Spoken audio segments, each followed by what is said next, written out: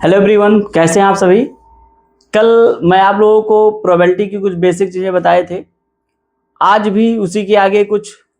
कल आपको कार्ड से क्वेश्चन बताया गया था और क्वाइन से क्वेश्चन कैसे आते हैं, डाइस से कैसे आते हैं।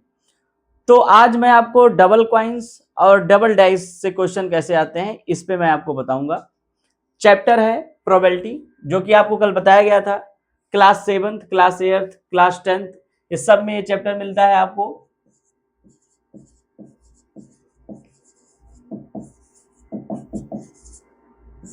प्रोबेबिलिटी, प्रायिकता, हिंदी में इसको क्या बोलते हैं? प्रायिकता, संभावनाएं। अब इसमें डबल क्वाइंस है, जैसे 2 क्वाइंस हैं और उसको एक साथ टॉस्ट किया गया। 2 क्वाइन है, दोनों को एक साथ क्या किया गया? टॉस्ट किया गया। तो हो सकता है कि जो टोटल आउटकम्स हैं, टोटल आउटकम्स हो सकता है कि पहले पे हेड आए और दूसरे पर टेल आ जाए। when two coins, sorry, dice नहीं, coins tossed,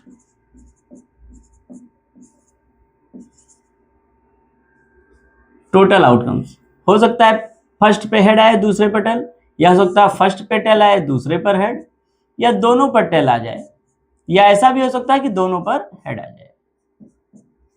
ये 4 आउटकम्स बनेंगे आपके। या तो दोनों पे हेड होगा, या दोनों पे टेल होगा, या पहले पे हेड दूसरे पे टेल, या पहले पे टेल दूसरे पे। टोटल कितनी हो गई? 4। अब आपसे क्वेश्चन आएगा, when 2 dice tossed then what is the probability of getting 1 head. तो 1 हेड आने की प्रोबेबिलिटी पूछ रहा है। 1 हेड, तो 1 हेड, ये देखो इसमें भी 1 हेड है, इसमें भी 1 हेड है, और इसमें डबल हेड है, इसमें डबल टेल है। ना इसमें 1 हेड है, ना इसमें 1 हेड है। तो अगर ऐसा क्वेश्चन पूछा जाए,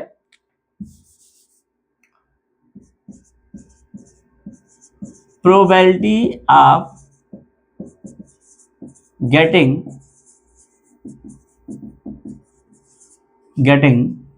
1 हेड, एक हेड आने की प्रोबेबिलिटी। तो एक हेड है कितने में? यहां भी और यहां भी। टोटल कितने? 2 पॉसिबल आउटकम्स हो गया 2, और टोटल आउटकम्स 1 2 3 4। टोटल आउटकम्स कितना है? 4। तो यहां लिख देंगे 4। तो 2/4, 2 1 जा 2, 2 2 जा 4, 1/2 आपका आंसर हो गया। कहने का मतलब आपको टोटल आउटकम्स पता होना चाहिए। और यहाँ 1 हेड आने की प्रोबेबिलिटी पूछ रहा है, तो इसका मतलब 1 हेड कितने में है? यहाँ भी 1 हेड है, यहाँ भी 1 हेड है। अब देखो, एक इसमें कुछ बच्चे कंफ्यूज होते हैं। प्रोबेबिलिटी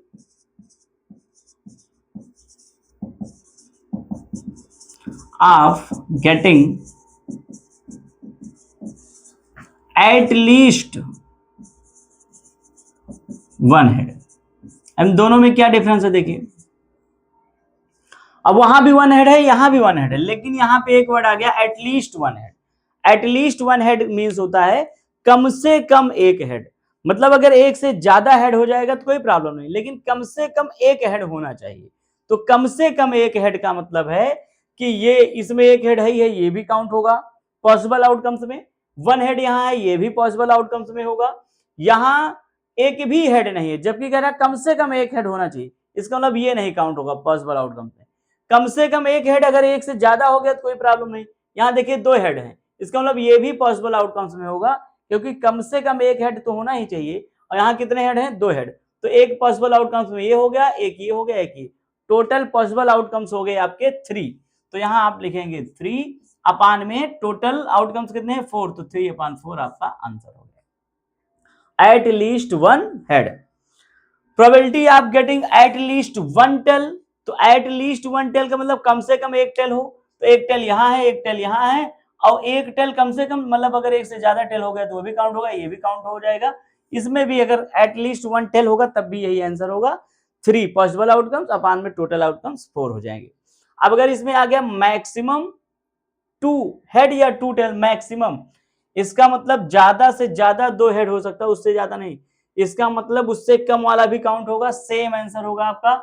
अगर कहेगा मैक्सिमम 2 हेड, तो 2 हेड वाला तो लिया ही जाएगा, उससे कम जो है वो भी लिया जाएगा। ये दोनों हेड है। बात समझ रहे होंगे आप लोग। अब इसमें अगर इस तरह का क्वेश्चन आता है, हमें लगता है डबल क्वाइन से, कि डबल क्वाइंस एक साथ अगर टॉस्ड होगा तो कैसे कैसे क्वेश्चन बनते हैं वो मैंने आपको बता दिया है। इसमें अगर 2 हेड की बात करेगा, प्रोबेबिलिटी ऑफ गेटिंग 2 हेड, ऐसे प्रोबेबिलिटी ऑफ गेटिंग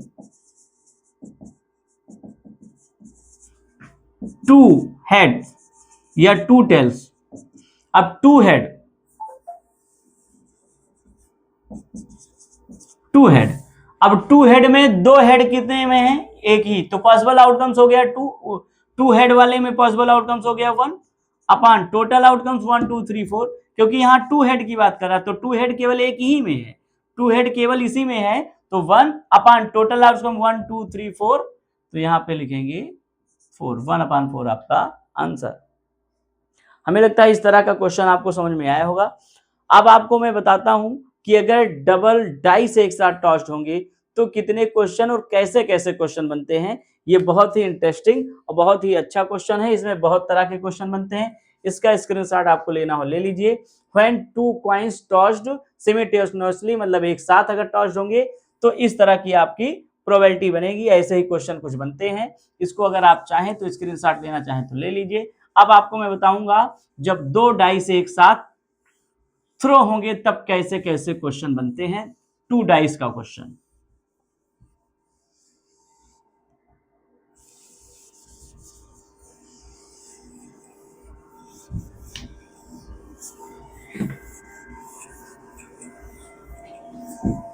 देखिए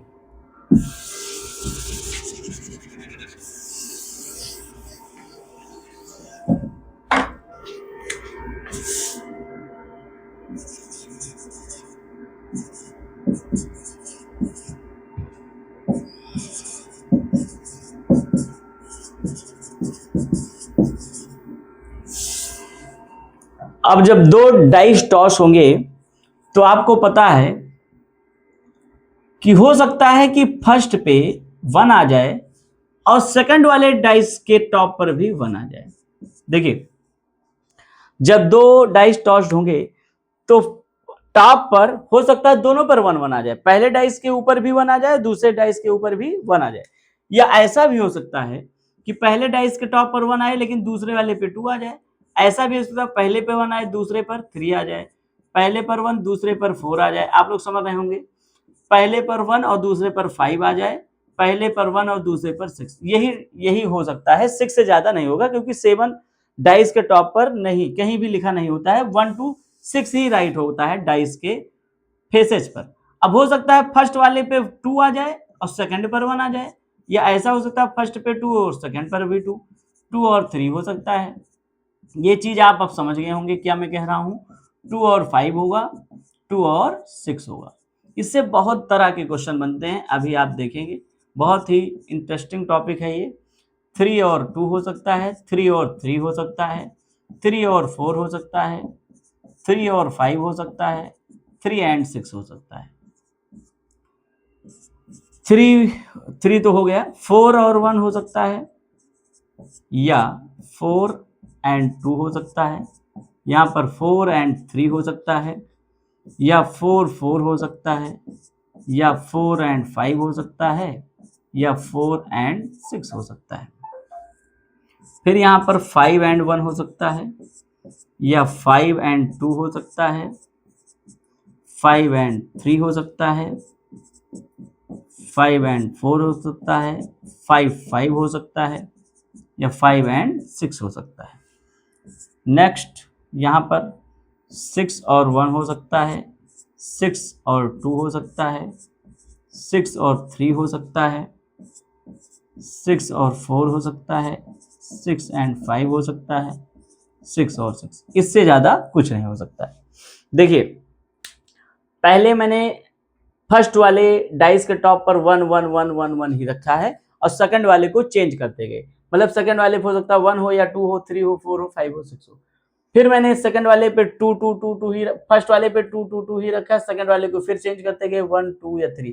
मतलब ये टोटल आउटकम्स, अगर 2 डाइस एक साथ टॉस्ड होंगे, थ्रो होंगे, तो ये टोटल आउटकम्स मैंने राइट कर दिया है। इससे बढ़कर कुछ नहीं हो सकता, इससे बाहर कुछ नहीं हो सकता। मतलब अगर 2 डाइस आप थ्रो करेंगे तो दोनों के टॉप पर इन्हीं में से कोई नंबर आएंगी। हो सकता है दोनों पहले वाले पे 6 आए तो दूसरे पर क्या आएगा 1 आएगा, या हो सकता है पहले पर 3 हो दूसरे पे 2 हो, मतलब इन्हीं में से टोटल है कितने 36। आप काउंट कर सकते हैं 1 2 3 4 5 6। अब 6 इसमें भी है, 6 इसमें भी है, और 6 इसमें भी है, 6 इसमें और 6 इसमें, तो 6 6 जा 36। अगर 2 डाइस थ्रो होंगे तो टोटल आउटकम्स बनेंगे 36। अब यहां पर देखिए इसमें क्वेश्चन कैसे बनते हैं। When 2 dice throw at random, अचानक 2 डाइस क्या हो गए थ्रो हो गए, तो उसके टॉप पर सेम डिजिट आने की क्या प्रोबेबिलिटी होगी। दोनों के टॉप पर कैसे डिजिट सेम डिजिट, मतलब एक ही डिजिट दोनों के टॉप पर हो, इसकी प्रोबेबिलिटी क्या होगी। तो दोनों पर सेम डिजिट पूछा, तो सेम डिजिट मतलब जैसे ये हो गया 1 1, ये हो गया 2 2, ये हो गया 3 3, 4 4, 5 5 और 6 6। तो टोटल कितने हैं सेम डिजिट 1 2 3 4 5 6। तो प्रोबेबिलिटी आप गेटिंग सेम डिजिट, प्रोबेबिलिटी आप गेटिंग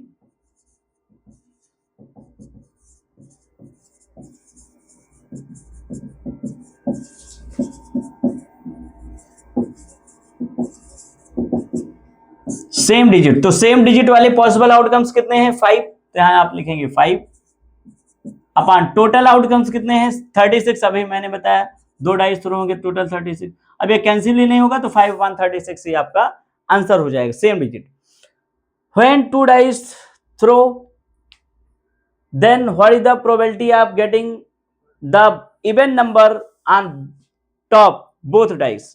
दोनों डाइस के टॉप पर इवन नंबर आने की प्रोबेबिलिटी, तो इवन नंबर दोनों के टॉप पर इवन होना चाहिए, तो दोनों के टॉप पर इवन हो, एक ये हो गया 2 2, एक इवन ये हो गया 1 2 3।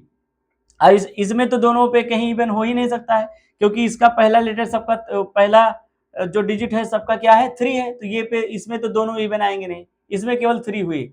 अब इसमें देखो इसमें भी 3 होना चाहिए, तो 1 2 3, तो 3 3 हो गई 6, और यहाँ देखो 7 8 9, तो टोटल 9 नंबर हैं जो दोनों पर इवन है, जो दोनों पर क्या है इवन है। ऐसा कितने हैं 9 नंबर है, तो probability of getting even numbers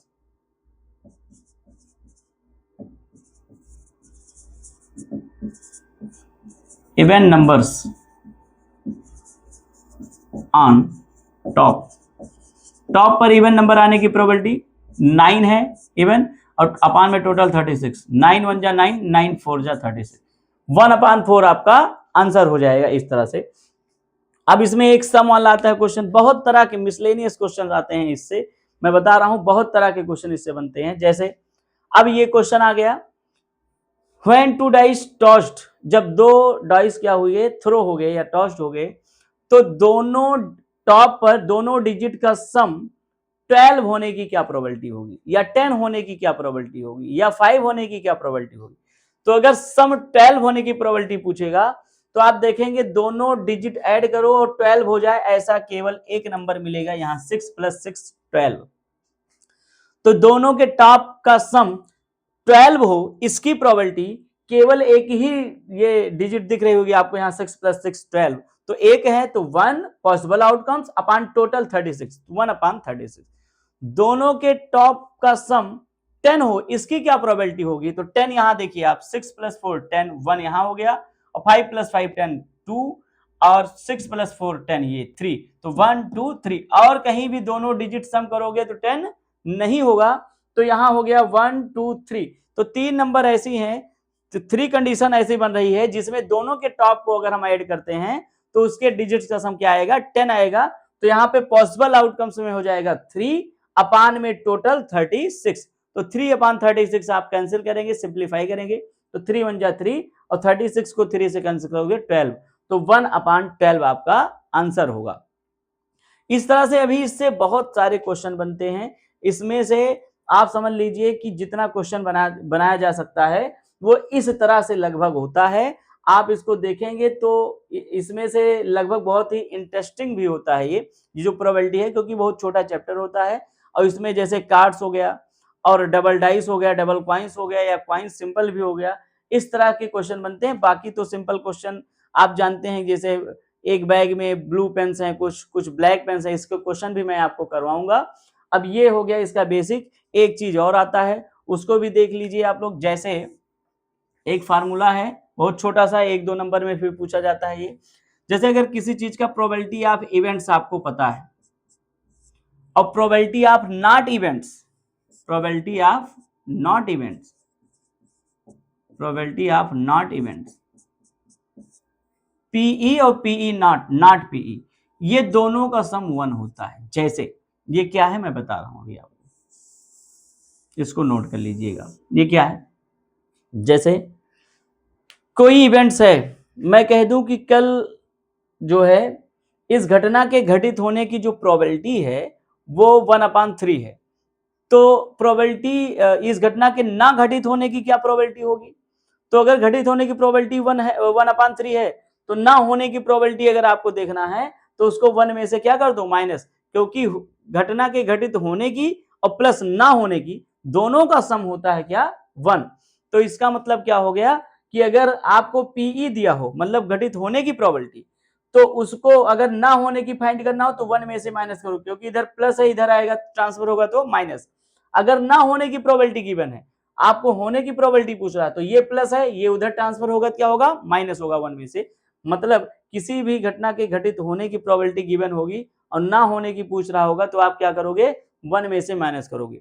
और ना होने की दिया रहेगा, होने की पूछेगा तो ये भी प्लस है, इधर आएगा तो क्या होगा, माइनस। तो ये फार्मूला भी इंपॉर्टेंट है। अगर पीई या पीई नॉट में से एक चीज दिया है और एक आपको फाइंड करना है, तो आप किस में से माइनस करोगे, 1 में से माइनस करोगे। या कभी कभी डायरेक्ट ऐसा भी क्वेश्चन पूछा जा सकता है, P E probability of events and probability of not events का सम क्या होता है, तो आप बताएंगे 1। Probability of events plus probability of not events equal to 1। अब आज के लिए इतना ही। कल आपको अब क्वेश्चन एक्सरसाइज के बताऊंगा मैं, इसमें प्रोबेबिलिटी के क्वेश्चंस कैसे आते हैं। आज के लिए इतना ही। Okay, thank you.